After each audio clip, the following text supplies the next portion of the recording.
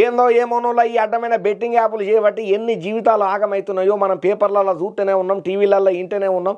ప్రతి ఒక్కడ ఏడదోడు ఏమో వచ్చట్లు ఇన్ఫ్లుయెన్సర్లు అన్న పేరుతోని సబ్స్క్రైబ్ చేసుకున్న వాళ్ళని పక్కదారి పట్టించిన వాళ్ళు కటకటాల పాలయ్యే పరిస్థితులు అల్లు ఉండదు. మరి వీటిని మనం ఆపలేమా? ఎట్లా ఆపొచ్చు? ఆపితే గీపితే ఆయనకైనా ఎవరైతే బెట్టింగ్ చేసే పెద్ద మనసున్నాడో ఆయనకే బుద్ధి మారాలి. అట్లా మారుతుందా? ఒకవేళ మారపోతే మళ్ళీ బతుకులు మొదటికే వస్తాయి, జీవి తీసుకునే కథకైతే అప్పుల పాలై బతుకులు ఆగమవుతాయి అని చెప్పి కూటమి సర్కారు ఒక మంచి ఆలోచన చేసి ఒక గొప్ప యాప్ను ప్రవేశపెట్టబోతున్నది. మరి ఏమయ్యా యాప్, దీనివల్ల ఏమి ఉపయోగాలు, ఏమవుతుంది ఈ బెట్టింగ్ యాప్ల వల్ల, ఎట్లా చేయొచ్చు కట్టడి అని అంటే ఆర్త తెచ్చిన మీరే చూడుండ్రి.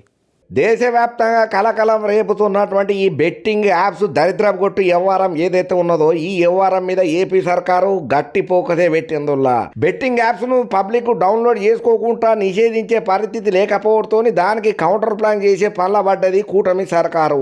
ఇక ఇందుకోసానికని చెప్పి ఐటీ శాఖ ప్రత్యేకమైనటువంటి ఒక సాఫ్ట్వేర్ను తయారు చేయిస్తున్నది. దీంతో బెట్టింగ్ యాప్స్ డౌన్లోడ్ చేసుకునే టోల్లో భర్తం పట్టేందుకు ప్రభుత్వం గట్టి చర్యలే తీసుకుంటున్నదయ్యా.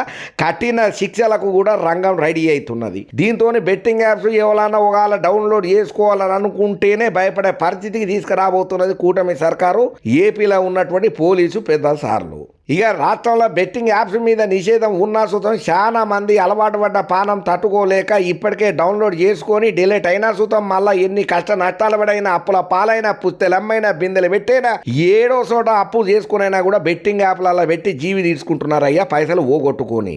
ఇక వీటికి అడ్డుకట్ట వేసే ముచ్చట్లల్లా రాష్ట్ర ప్రభుత్వం ఏమి చేయలేని నిస్సహాయ పరిస్థితిలో ఉన్నట్టు ఎరకైతున్నది. ఇక దీంతో ఏదో ఒక కొత్త యాప్లు అత్తనే ఉంటాయి. ఈ అడ్డమైన యాప్లతోని పబ్లిక్ ఆడుతూనే ఉంటారు, జీవితాలు నాశనం అయితేనే ఉంటాయి. కాబట్టి వీటికి పురాగా చెక్కు పెట్టాలంటే ఐటీ శాఖ సహాయ సహకారాలు మనకు కంపల్సరీ అని చెప్పి ఒక కొత్త సాఫ్ట్వేర్ని అయితే తయారు చేయించి పక్కాగా ప్రతి ఒక్క ఫోన్లో ఇన్బుల్ట్గా ఇన్స్టాల్ అయ్యేటట్టు చేస్తున్నారు. బెట్టింగ్ యాప్స్ను ఎవరన్నా డౌన్లోడ్ చేయగానే పురాగా ఇన్ఫర్మేషన్ మొత్తం పోలీసు పెద్ద సార్లకు పోతుంది. ఇంకా అంతనే కాదు, మీ ఫోన్ ఇమీడియట్గా బ్లాక్ అవుతుంది.